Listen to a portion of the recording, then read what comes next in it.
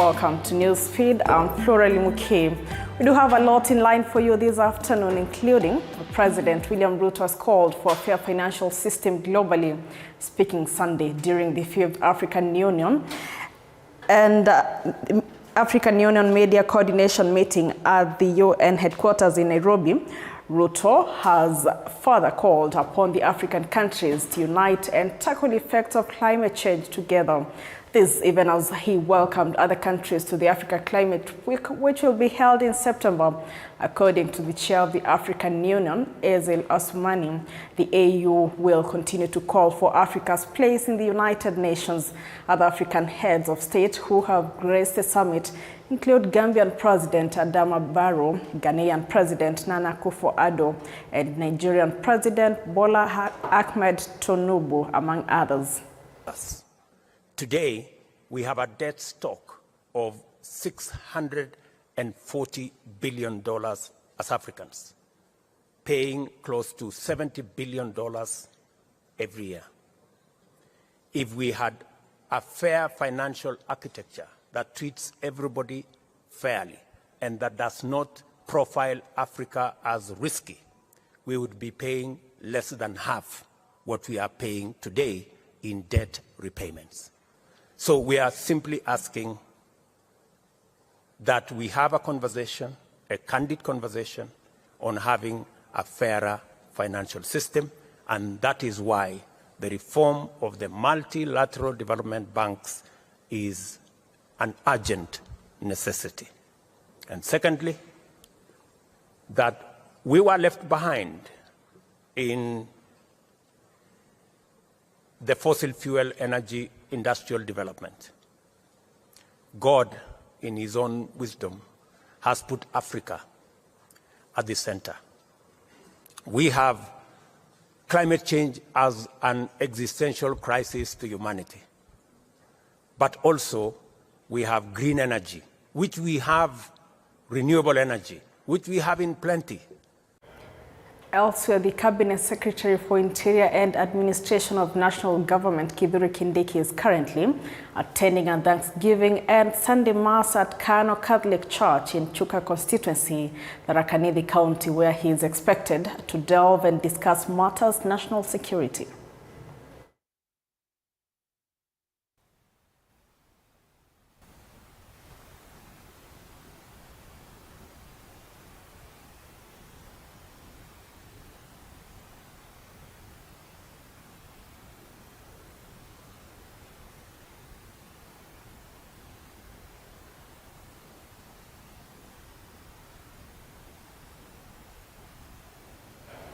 And a section of clergy have called upon the Azimio coalition leader Raila Odinga to halt the planned Wednesday's demonstration, citing it would plunge the country into anarchy. Speaking in Kiambu County, Beulah United Clergy Association, led by Bishop Margaret Wanjiru, said high cost of living demands cannot be achieved through destruction and looting of properties that was witnessed on Wednesday when Azimio-led brigade held protests in most parts of the country.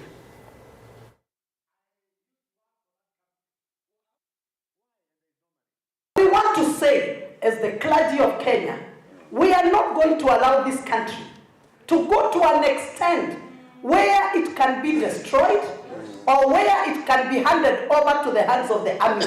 We are not going that way. We are not agreeing. Therefore, if it will take God to thunder and do his works for us to have peace, so shall he do, and he will do it perfectly well. And to remember that he did not achieve that position by demonstrations, by fighting, by destroying people's properties, by destroying businesses, by destroying the economy. He achieved that position because he honored and respected God and had faith in the prayers we prayed then. The task force that is working on the regulations of the church is listening to the churches. We as Beulah are ready, together with other groups that have come together, and we have produced one document that we are going to present. A section of the United Democratic Alliance Party officials has called on Kenyans to shun participating in the called Buyers' Meal demonstrations. Japhet Nyakundi, the UDA National Treasurer, said that the demonstrations have never been peaceful given the chaotic scenarios earlier witnessed in different parts of the country. Mimi nataka kuwaomba nyote, watu wetu wote mahali mpo hapa Kisii na Kenya nzima. Haya maandamano ambayo yanaendelea hayatakuwa ya manufaa kwetu kama wananchi wa Jamhuri ya Kenya. Kwa hivyo sisi tunaomba ya kwamba haya maandamano tuyawache kwanza. Tupatie serikali ambayo iko nafasi iweze kufanya yale matakwa ambayo wananchi wa Jamhuri ya Kenya wanataka. Tunajua gharama ya maisha imeenda juu. Bei ya unga imeenda juu. Bei ya kila kitu kimeenda juu. Lakini tukiweka sufuria kwa kichwa, bei ya unga haitaenda chini. A family in Ruguru, Ngandori Ward, Embu County is mourning after losing 2 children in an inferno that occurred on Saturday night. It is reported that 3 children were in the house when the fire erupted, but only one of them was rescued alive and rushed to Embu Level 5 Hospital for medical attention. According to police report, the minor's mother was aware when the incident happened, and investigations have commenced to establish the cause of the fire. Mimi nilikuwa napika, nikasikia watu wanapiga kelele. Nikasikia mlio wa pikipiki. Mimi nikatokezea spindi, nikaacha chakula kwa moto. Mimi nikakimbia. Hiyo moto ilikuwa imeshika nyumba ya kwanza, alafu ikaanza kushika hiyo ingine yote laini ya kwanza. Sisi tukachukua mandoo na nini na maji, tukaomba kwa neighbor, tukaanza kumwaga huyo maji na mpira tukachukua huko kwa Ndogo petrol station, na tumekasirika sana. Kama hiyo gari ilikuwa town Embu, ni dakika ngapi kufika hapa? Dakika kama 10 ama 5. Sisi wamekuta tumesima hiyo moto yote kabisa, na ndio wamekuja tukiwa tumesima na imesimika. Sasa wanakuja kusima hiyo moto. Sisi tukaambia hakuna haja ya kusima hiyo moto sababu tumesima. Tumekasirika sana. Sisi aliambiwa mahali yako tulimchagua na roho moja, na tukatoka mapema na tukafanyia siasa na tukatokezea na akapita. Sasa mbona hawezi kupea sisi gari hata ikiwa inakaa hapa kwa DC iwe inatusaidia Manyata ya Njokoma Mvuvole Keriare iwe inasaidia pande hiyo. Tumeomba sisi. Moto sasa imekuwa ina happen kila wakati. Tulikuwa Keriare juzi na the same janga la moto, si ndio? Juzi pia kulikuwa na issue pale Majengo. Itabidi sasa kukue na gari upande moja na gari ingine upande ile ingine ikiwa na maji na mafuta na ikiwa inafanya. The long-awaited Great Wild-Beast Migration from Serengeti to Maasai Mara Game Reserve in Kenya has officially kicked off, paving way for a flock of tourists from different parts of the globe visit the country to witness the colorful animal exodus. Tourism officers in the vast Mara Reserve have expressed their readiness and adequate preparation in receiving tourists from both local and international spheres to explore magical Kenya. They have promised a basket of goods to the travelers, from the natural Mara landscapes to the rich cultural heritage in the region.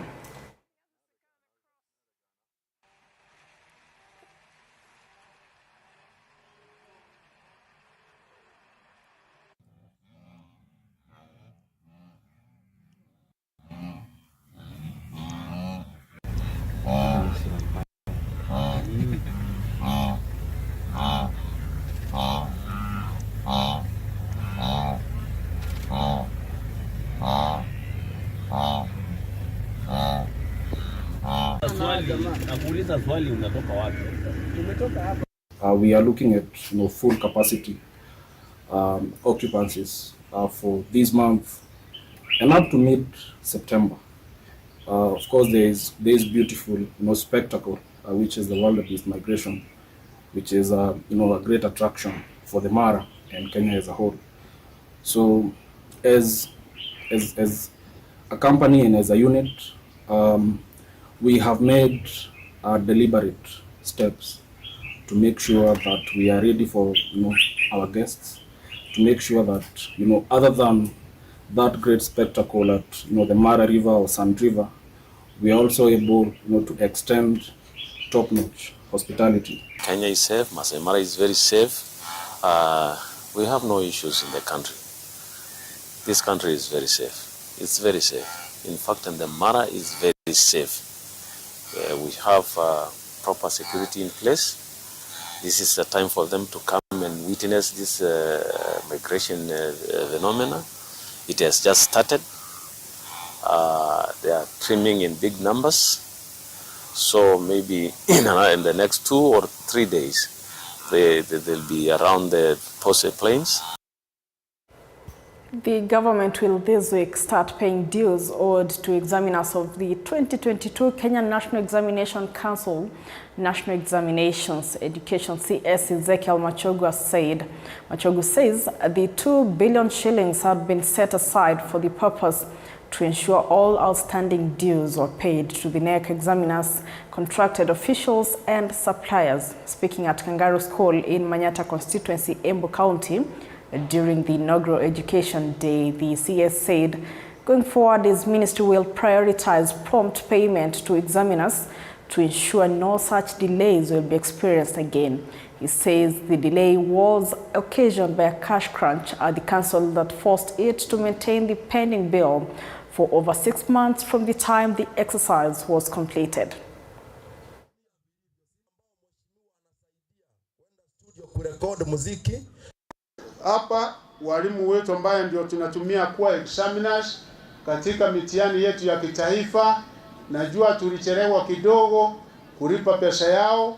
Wale walitusaidia marking the 2022 national exams, lakini sasa kupitia kwa Mheshimiwa Rais wa Jamhuri ya Kenya tumepewa bilioni 2 kutoka wiki ingine. Mimi nitawalipa wote wale ambao walikuwa wanalipwa. Sasa watulie, najua imechukua muda kidogo, lakini wote watalipwa, na vile kwenda mbele hiyo nitaweka priority, mazingira yao itakuwa sawa, na vile malipo yao itakuja wakati ambaye inafaa. Hata wale wa Kenya ambaye walikuwa wametengeneza classrooms about 1,950 contractors countrywide, ambaye pesa yao 2.5 billion ilikuwa imekwama. Mheshimiwa Rais vile aliagiza hiyo pesa ikatolewa, na nafikiri from last week tumeanza kulipa wale contractors.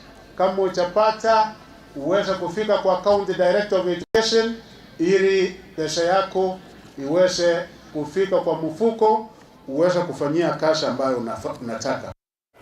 Still on matters education, Kupet National Chairperson Mboka Milemba wants the government to speed up the implementation of the proposed 14% salary increase that was meant to cushion teachers, among other civil servants, from the harsh economic times.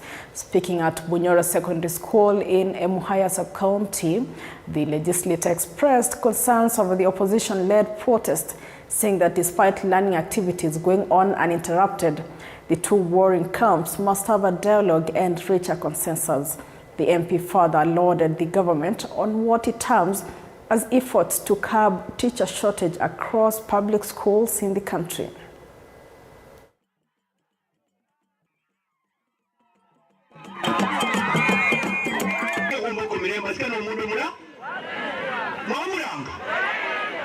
Imiza rais kwamba ile cushioning ama promissory note ambayo alikuwa amepea walimu ya kwamba wapewe 14% pay increase ili kuwa cushion kwa zile economic situation ambayo imekuwa juu sana, maisha imeenda juu, wapeane mara moja mwisho wa mwezi huu hiyo 14% iweze kuingia, na baadaye afungue masumuzo na vyama vya wafanyikazi ama vya walimu ili tuweze kutengeneza CBA mpya ambao itaboresha maisha ya walimu wetu. Walimu wetu wanaendelea na kazi, ni vile tu wanaathiriwa kidogo na hali ya hii migomo, na ingekuwa vema tukuwe na kusikizana ama kukubaliana kwamba uchaguzi iliisha, tuko na serikali mahali, wawache kazi ifanywe. Tukutane tena kiwanja, Mungu akijalia, mwaka wa 2027 tena, yule ambaye atajaliwa kuweza kufaulu naye pia ashike serikali. Well, away from that, health experts now want the national government to intervene in the issue of high numbers of health workers who are focusing on job opportunities abroad, citing that this could be a major setback to many Kenyans seeking medical attention in future. According to a majority of doctors, both in public health facilities as well as in private hospitals, they say that there is a large percentage of health workers seeking employment abroad.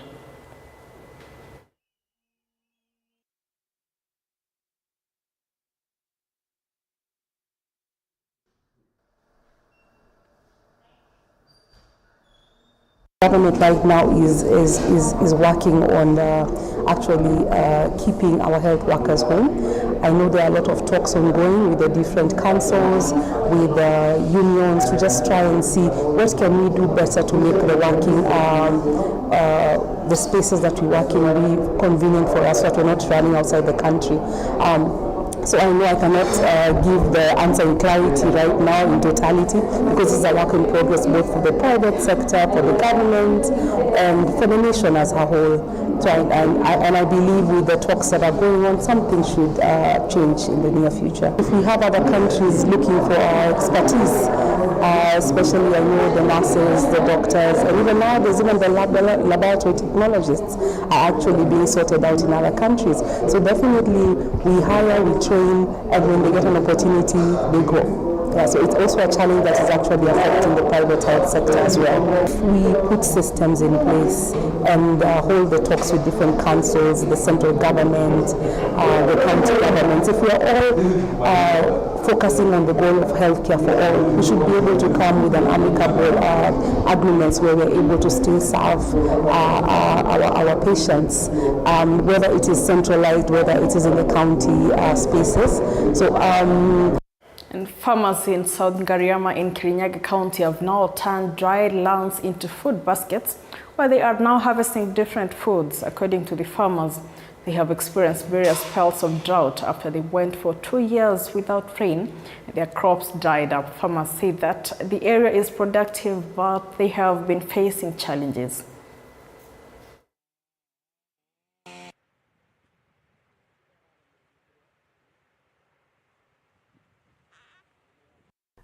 Tunataka kulima mchele, nyanya, hoho, tunataka hizo zote. Na tuko na sinda ya maji. Tunataka serikali ya county council ituletee maji, tujengee ile demu ilikuwa kura kunaitwa Njokeine.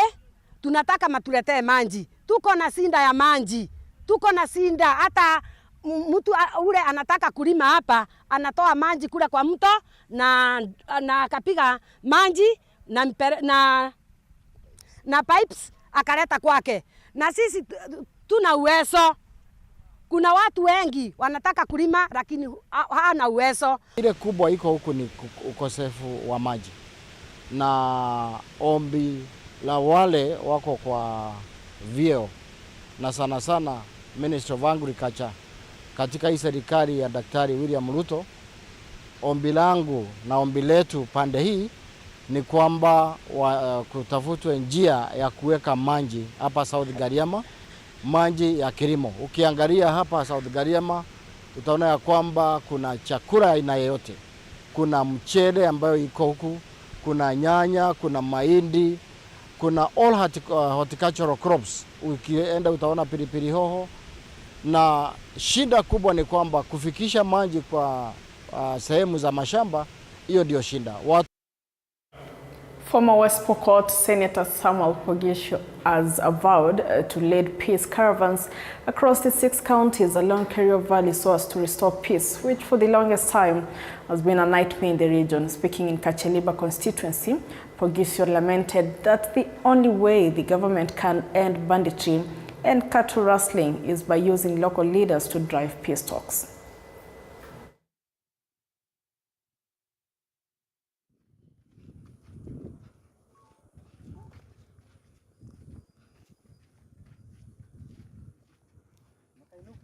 wazee wauzishe wananchi wenyewe.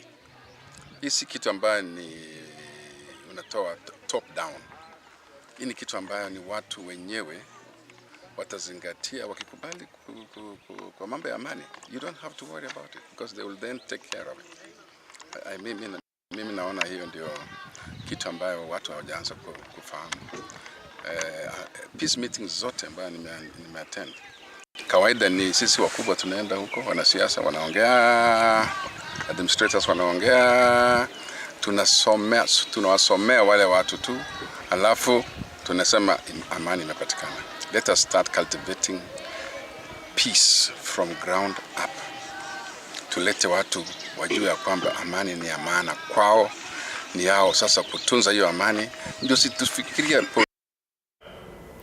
Moses Muturi, the chair of private schools in Nyandarua, says that competency-based curriculum CBC has greatly changed the perspective of not just learning to practicality, and further calls on the Ministry of Education to include private schools in the funding. Muturi adding that since the new curriculum was introduced, students and pupils can incorporate what they have learned in classes and put it to action, adding that student-teacher relationship has been improved.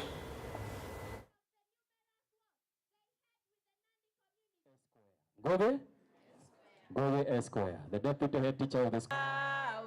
Na tunashukuru kwa serikali haswa kwa sababu ya masomo haya ambayo ni ya CBC. Tumeona sasa watoto wameanza kusoma kutoka darasani na wameanza kusoma mambo ya nje, na tumeweza kuonyesha wazazi ya kwamba watoto wao wanaweza kufanya technical subjects kama vile carpentry, plumbing, computer assembling, na ilikuwa siku ambayo imefana, na pia tulionyesha kuhusu science skills ambazo wamekuwa wakisoma na wazazi wamefurahia sana. Kwa hivyo tunashukuru serikali kwa masomo hii ya CBC ambayo imefanya watoto waweze kujieleza, waweze kujieleza bila shida. Tumefurahia sana kwa haya masomo imeingia, imekuwa ya usaidizi mwema sana kwetu. Kama watoto wako wanajua kupika hapo beleni, ama kama mtoto anajua kupika, ajue atakachanganya nini na nini atapika. Lakini kwa sasa hii mtoto anajua ni wapi ataanza na ni wapi atamalizia. So the government is very supportive of all our schools, not just the public school. We are here in this private school basically to give support. And today we had parents, what we call parents empowerment, because mostly the parents complain a lot to the ministry, to the schools, that they don't know what is this CBC. But today parents who are here today, they know exactly what is CBC. Well, that story marks the end of our bulletin this afternoon. Thank you for being an amazing viewer. I've been your host, Flora Limuki. Do have a lovely afternoon.